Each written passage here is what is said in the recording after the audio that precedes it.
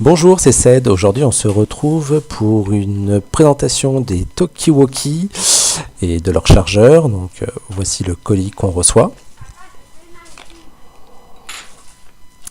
À l'intérieur, donc, nous allons avoir le chargeur, puisqu'il est vendu avec des accus. Nous allons revenir sur les accus un peu plus tard. Donc, voici le chargeur. Donc, il permet de charger 4 piles. Il est avec une prise européenne. Donc soit 4 piles LR6 ou 4 piles LR3, aussi 2 piles 9 volts apparemment. Donc on retrouve les deux lots de 4 piles, puisque chaque Talkie-Walkie demande 4 piles. Donc c'est des batteries de 600 mAh, donc ça c'est la contenance. Donc on peut trouver des piles de 800 mAh qui permettront de se servir plus longtemps des Talkie-Walkie. On va tester quand même ces piles, puisque très souvent... ce genre de piles sont relativement bas de gamme mais ne font pas 600 mAh. On retrouve donc aussi une notice en allemand avec donc toutes les fonctions, tout le mode d'emploi bien expliqué, mais en allemand. Et donc la boîte avec les Talkie-Walkie donc qui existent en rose,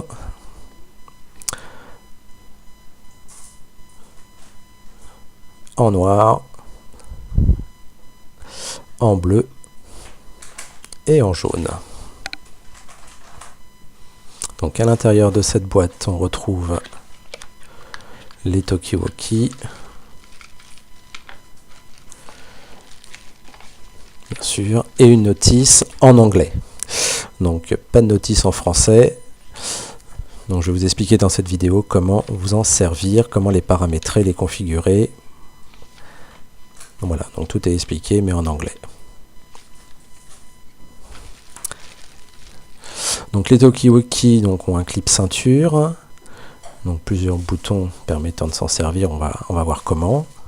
Ils sont plutôt petits, en plastique, mais ils ont l'air assez robustes, assez légers. Donc l'accès aux piles à l'arrière, donc 4 piles. Donc là on a le kit complet, les piles, le chargeur et les Talkie-Walkie. Alors moi j'ai chargé les piles sur un autre chargeur pour pouvoir les tester et la très bonne surprise, les accus ne font pas 600 mAh mais environ 660 mAh, donc 10% de plus que annoncé dessus. C'est assez rare, c'est plutôt dans l'autre sens, généralement c'est plutôt des accus qui sont plus bas et donc là ils contiennent beaucoup plus qu'annoncé, donc ils vont avoir une bonne durée. Alors pour charger les piles, il faut enlever le petit clip ceinture, c'est plus pratique. Donc ici nous avons une petite languette qu'il faut soulever et pousser. Voilà, tac, on peut enlever le clip ceinture. On a accès donc au chargement des piles. Donc 4 piles par Talkie-Walkie. Tac, voilà. Hop là, je vais vous expliquer les différents menus. Donc le bouton on/off qu'on laisse enfoncer pour allumer ou pour éteindre. Voilà. Voilà. Le bouton lampe, allumer, éteindre la lampe. Donc sur l'écran apparaît ici le numéro de channel et le sous-channel. On va regarder ça, comment on configure ça en plus en détail. L'indicateur de batterie, ici vous avez le volume et s'il est en réception ou en émission.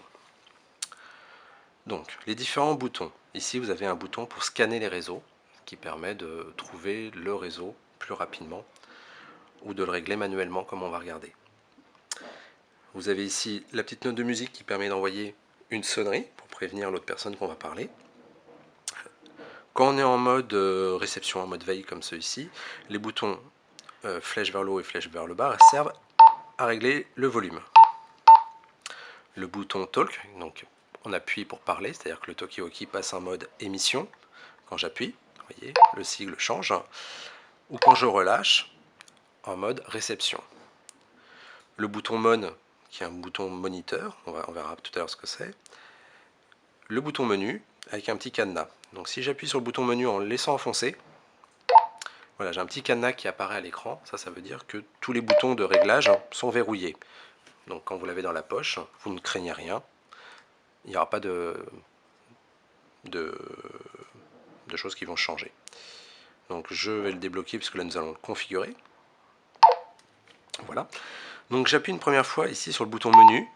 J'ai le channel là ici qui clignote. Donc je peux régler le channel que je désire. Par exemple ici 3 et je valide sur le bouton talk. Maintenant je vois ici c'est marqué off à côté, le sous-channel. Donc on va le configurer parce que s'il est sur off ça veut dire que toutes les personnes qui vont se mettre sur le 3 nous entendent. Donc j'appuie 2 fois et donc j'ai mon off qui clignote. J'appuie 2 fois et là je peux régler. Alors j'avais pas dit, sur le premier on peut aller de 1 à 8 channels. De 1 à 8. Ici, on peut aller de 1 à 99. On va en choisir un au hasard. Voilà, 17.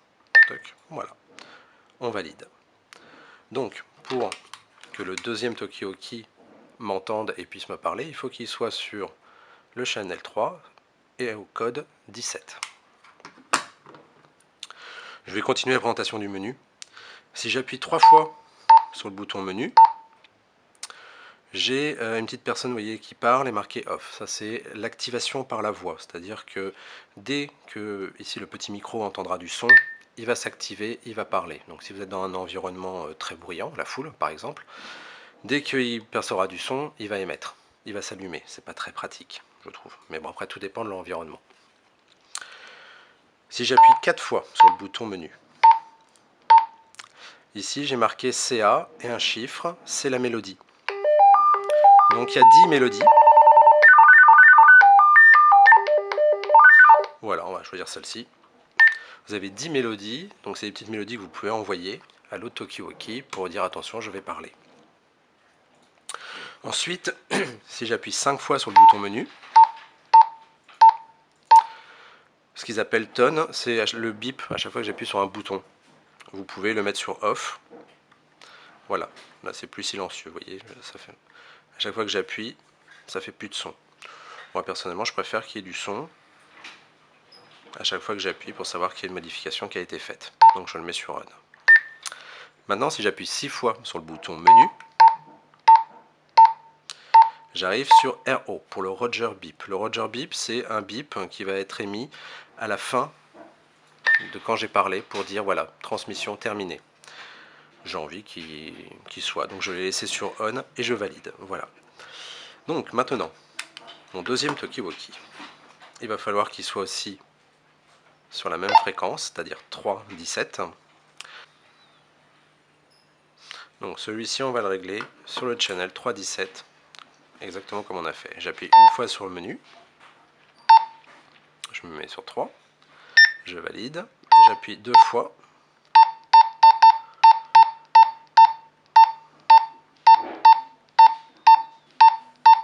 « 17.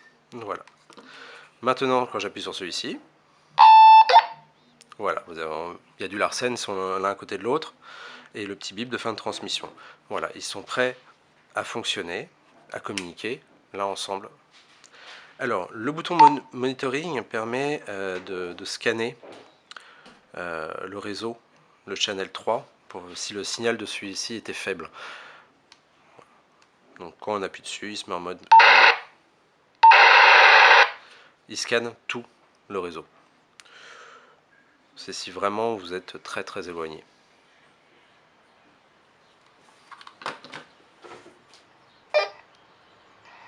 Voilà, les Autokiriki sont correctement configurés. Je suis là à plusieurs dizaines de mètres et normalement vous devez m'entendre. Voilà, donc ils sont très pratiques. Et puis si cette vidéo vous a plu, n'hésitez pas à cliquer sur le petit oui sous le commentaire. Ça fait toujours plaisir.